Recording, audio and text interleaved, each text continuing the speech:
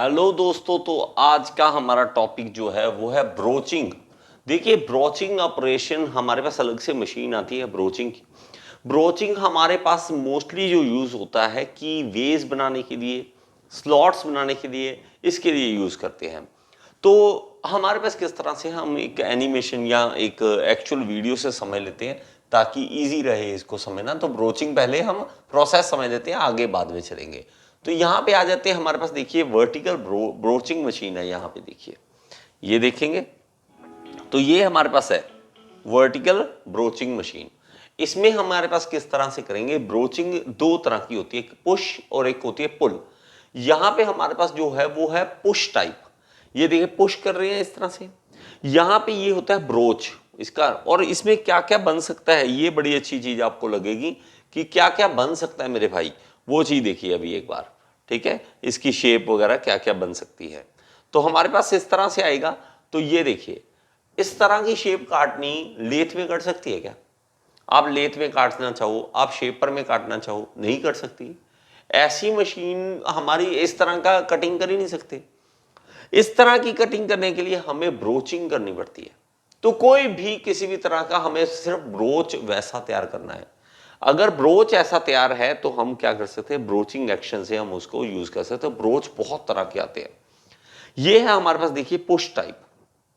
Push type है, इसमें हमारे पास देखो कटिंग करने के लिए देखो इस तरह से भी कर सकते हैं। तो पुश कर रहे हैं, पुश करके हमने इस तरह से बनाना होता है। ठीक है, ये होल देख रहे हैं, ये सब हमारे पास किस तरह से ब्रोच से तैयार करते हैं।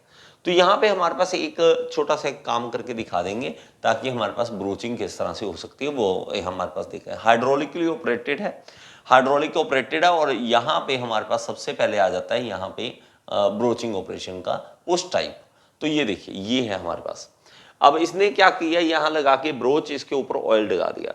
ऑयल लगा के यहां देखिए पुश कर रहा है, इसको धक्का लगा रहा है और नीचे से बाहर आ गया। अभी ये क्या कर रहा है कि यहां पे स्लॉट कट हो रहा है।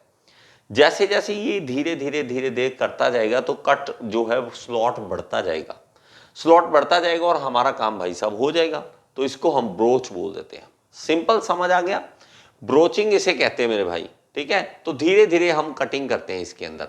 अब मैं बात करता हूं दूसरी टाइप की। ये हमारे पास है horizontal boring machine, broaching machine, sorry. ठीक है, हॉरिजॉन्टल ब्रोचिंग मशीन में हमारे पास क्या होगा, ये देखिए ब्रोच है, इसके अंदर हम एक मान लीजिए स्लॉट हम तैयार करना चाहते हैं। तो ये जो स्लॉट तैयार करने के लिए हमारे पास प्रोसेस है, तो ब्रोच के ऊपर से ये देखिए कैसे करते हैं। ये पुल टाइप है। ये कौन सा है? पुल टाइप ब्रोच। पुल टाइप का मतलब खींचना। अब इसने इसके ऊपर फिट कर दिया और दूसरी तरफ से मशीन जो है इसको खींच रही है। देखो, ये ब्रोच के ऊपर ये कटिंग जो टीथ बने हुए हैं, धीरे धीरे धीरे धीरे कटिंग करते हुए जा रहे हैं। और ये बहुत जल्दी होता है, मतलब इसका जो स्पीड है बाकी ऑपरेशन से हम देखें लेथ मशीन या दूसरी मशीन उससे काफी फास्ट है। तो एक ही पास में एक बार में निकलना है और हमारा कटिंग भी फिनिशिंग भी सब कुछ एक बार में हो जाएगा। तो आप यहां देखिए कितना अच्छा बनाइए। ठीक है, यहां से देख रहे होगा, आई होप कि ये चीज वीडियो आपको क्लियर दिख रही होगी। ये देखिए स्लॉट किस तरह से कट हुआ है। इस तरह का कट लगाना, इस तरह का कट लगाना आसान नहीं है।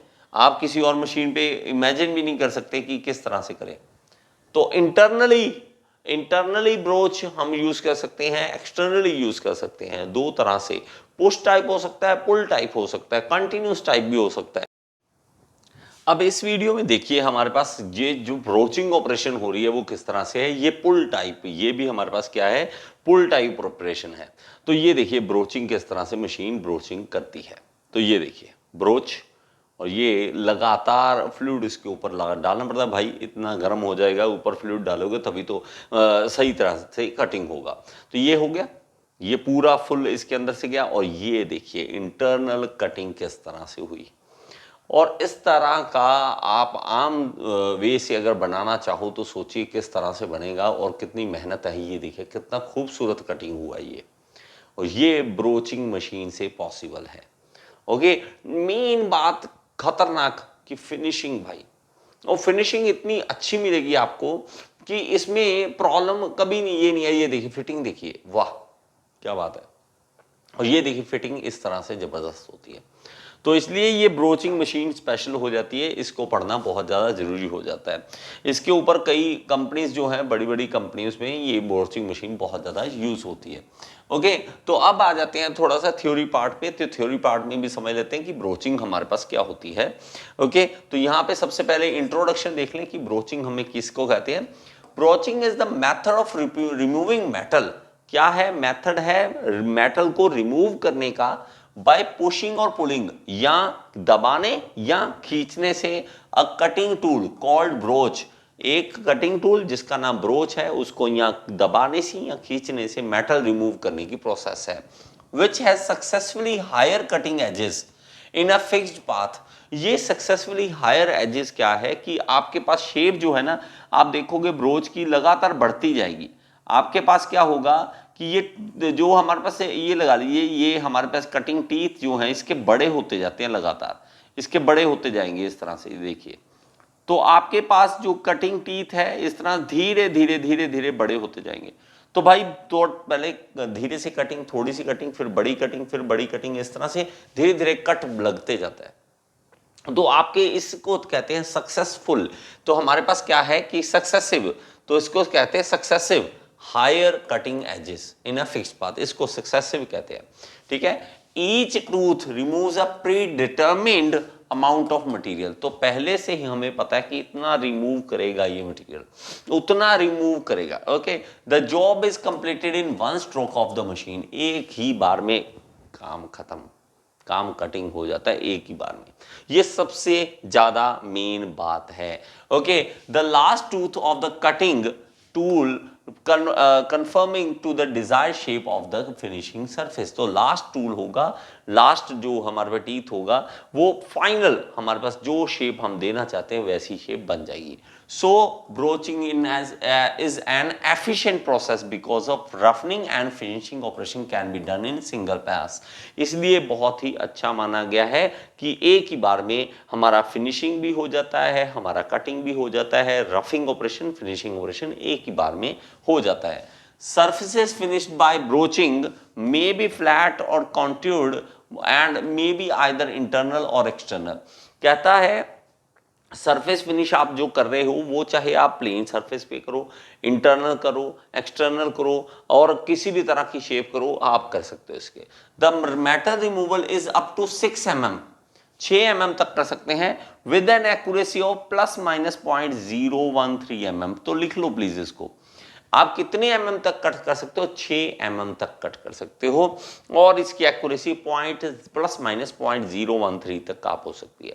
ओके, यहाँ पे देखिए हमारे पास इस तरह से भी कटिंग का इसमें दिखा रखा है कि हमारे पास वर्क पीस है, ये देखिए, ये रहा। तो ये हमारे पास क्या है, इस तरह से मूव कर रहा है, थोड़ा सा कट किया पहले, फिर थोड़ा और किया, फिर थोड़ा और, थोड़ा और, थोड़ा और, इस तरह से हमारे पास कटिंग होती जाती है, कटिंग होती जाती है, ज़्यादा ज़्यादा धीरे से आगे चलता रहता है। ओके, और यहाँ पे हम आ जाते हैं नेक्स्ट, हमारे पास क्या है कि एप्लीकेशन। तो एप्लीकेशन देखेंगे, आप चाहे राउंड होल बनाओ, आप स्क्वायर होल बनाओ, आप हेक्सागन बनाओ, आप कीवे बनाओ, आपके पास डी शेप्ड होल बनाओ, ओवल ब्रोच बनाओ, किसी भी तरह का, किसी भी तरह का बनाओ, कोई प्रॉब्लम नहीं है। आपने सिर्फ ब्रोच उसके बीच में से निकालना है। ठीक है, पहले हम होल कर लेते हैं, ऑब्वियसली इसके अंदर होल पहले कर लेते हैं। फाइनली हमारे पास जब शेप बनाने की बात आती है तब हम क्या करते हैं, ब्रोच का इस्तेमाल कर लेते हैं। ये नहीं कि स्टार्टिंग ड्रिल भी हम इसे ना, ड्रिल नहीं हो सकता।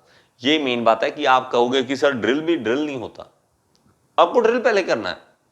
मान लीजिए ये पीस है हमारे पास, इसमें आपने ड्रिल जब करना है तो ड्रिल हम पहले से करके रख लेते हैं। ये देखिए इस तरह से कर लिया, अब इसके अंदर ब्रोच डाल सकते हैं, और इसके बाद हमारे पास जो शेप है वो चाहे इस तरह की कटिंग करके, इस तरह से कटिंग करके हम शेप तैयार कर सकते हैं, लेकिन ड्रिलिंग नहीं हो सकता इससे।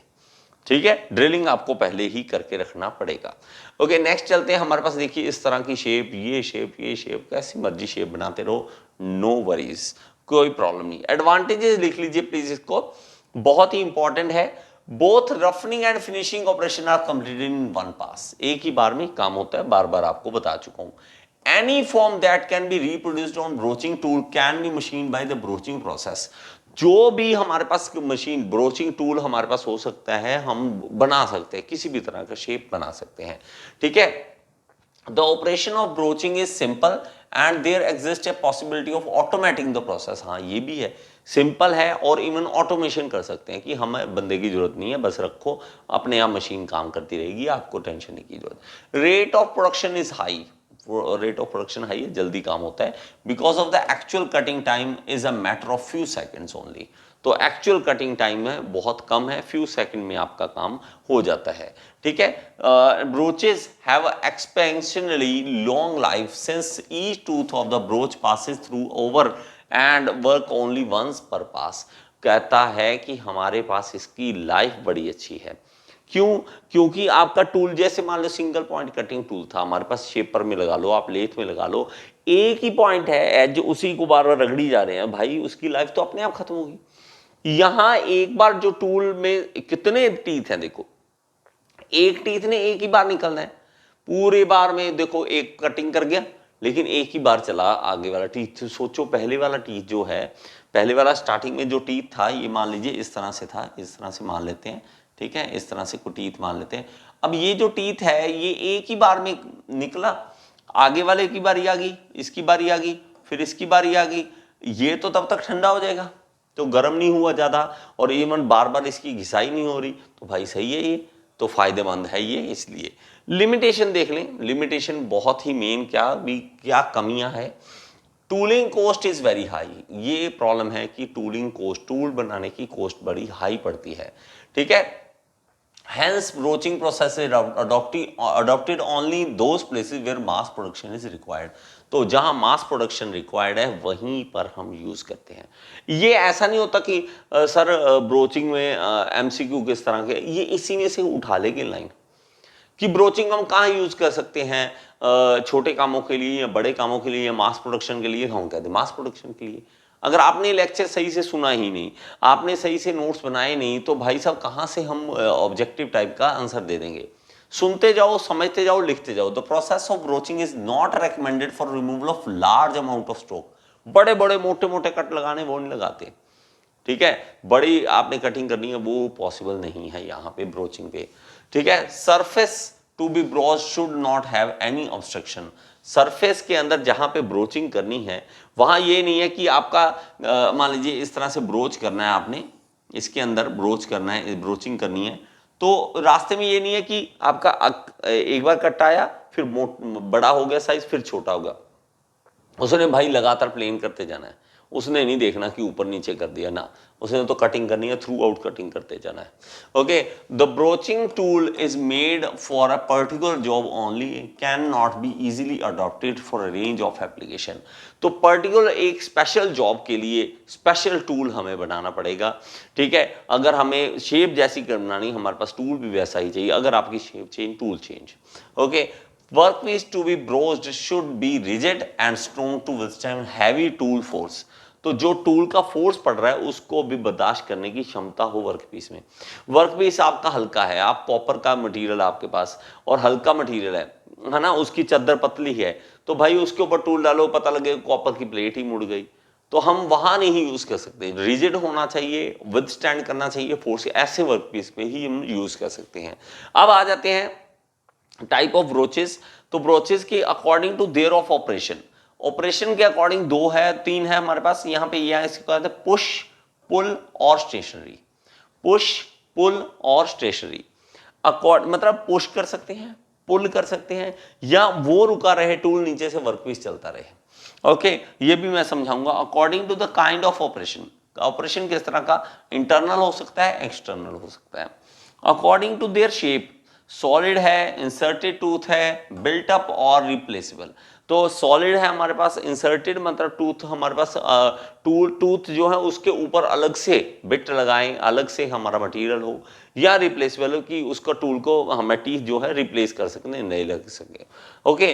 नेक्स्ट करते हैं according to their function, roughing, finishing, keyway, burnishing, sizing and सेरेटिंग.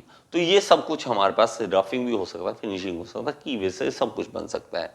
Okay, तो नेक्स्ट हमारे पास मेन हमारे पास ये होता है इंटरनल एक्सटर्नल पुश और पुल। इसके बारे में सबसे ज़्यादा पूछा जाता है, बाकियों के बारे में बहुत ज़्यादा नहीं पूछा जाता। ओके, अब हम बात कर लें यहाँ पे हमारे पास है, तो ये देखिए पुश टाइप, जैसे मैंने आपको वीडियो दिखाया, तो ये पुश टाइप का है और ये पुल टाइप का। पुल टाइप में यहाँ से खींचना और पुश टाइप में यहाँ से दबाना होता है। ओके, नेक्स्ट है हमारे पास कंपेयर करना इन पुश और पुल में। पुश और पुल में हम कंपेयर करते हैं, तो यहाँ पे देखिए पुश की बात करें और पुल की। Push broach are shorter in length, ये लिखते रहना। पुश जो होते हैं छोटे होते हैं, पुश वाले जो होते हैं ब्रोच छोटे होते हैं, पुल ब्रोचेज आर लॉन्गर। लिख लो प्लीज इसको, फिर मत कहना ये पूछा गया और मुझे पढ़ा नहीं था मैंने। In this tool is pushed to generate holes, तो इसमें क्या करते हैं हम इसमें पुश कर देते हैं, इसमें क्या कर देते हैं हम पुल कर देते हैं, हम इसमें पुल करते हैं, खींचते हैं। ठीक है, नेक्स्ट हमारे पास है tool is subjected to compressive load. इसमें क्या होता है, टूल जो है कंप्रेसिव लोड लगेगा। भाई साहब इस तरह से धक्का मारोगे, पुश करोगे तो कंप्रेसिव लोड लगेगा।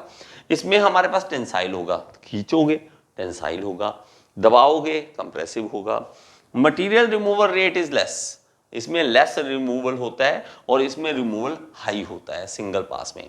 ओके, तो यहाँ पे this is use for thin job के लिए होता है और ये थिक जॉब के लिए होता है। अब देखिए यहाँ पे पुश ब्रोच है और यहाँ पे हमारे पास पुल ब्रोच है। तो आप पहले तो ये देखिए लेंथ ही आप देख सकते हैं, यहाँ पे पुल की हमारे पास लेंथ कितनी है और पुश की कितनी है।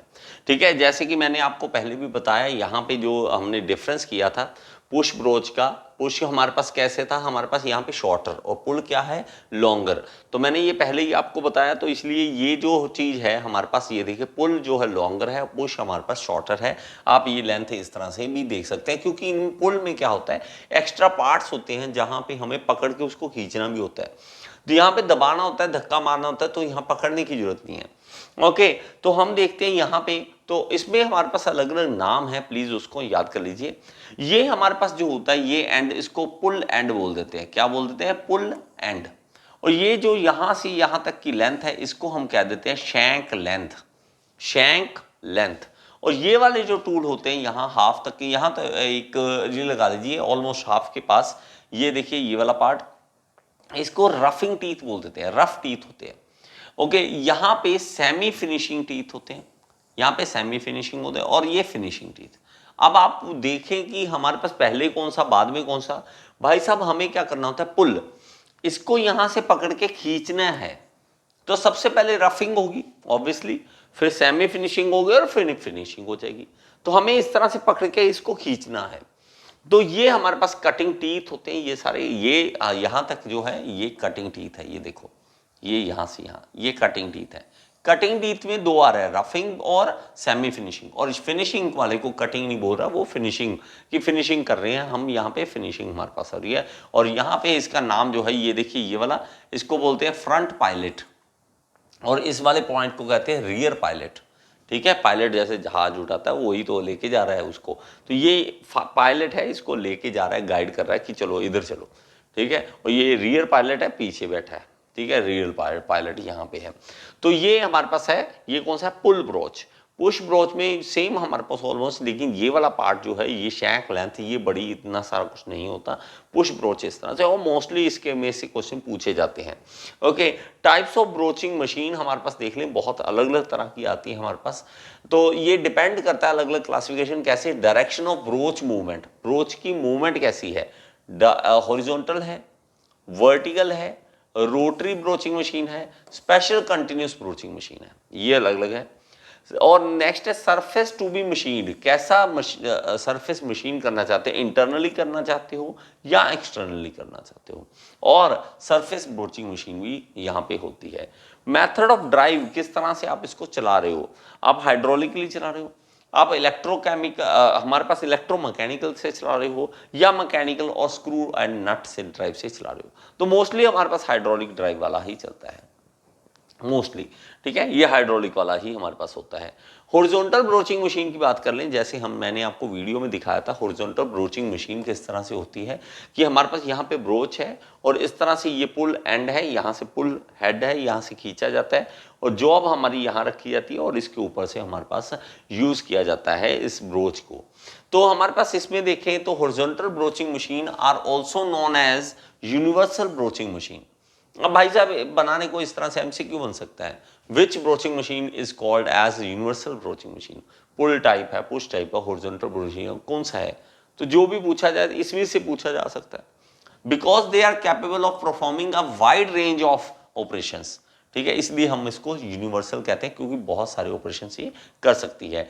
These machines are broadly use for internal broaching of holes, keyways, splines and although they can also use for carrying out various surface broaching। तो सरफेस भी ब्रोच कर सकते हैं इससे, आप इंटरनल बना सकते हो, आप एक्सटर्नल बना सकते हो, आप कीवे बना सकते हो, ये सब कुछ इससे कर सकते हैं, इसलिए इसको यूनिवर्सल ब्रोचिंग मशीन भी बोलते हैं। ओके, नेक्स्ट हमारे पास आ जाते हैं horizontal vertical broaching machine. Vertical हमारे पास इस तरह की होती है हमारे पास, ठीक है, इसमें हमारे पास ये वर्क पीस हमारा जो ब्रोच है वो इस तरह से मूव करेगा और वर्क पीस हमारे पास यहाँ पे होगा।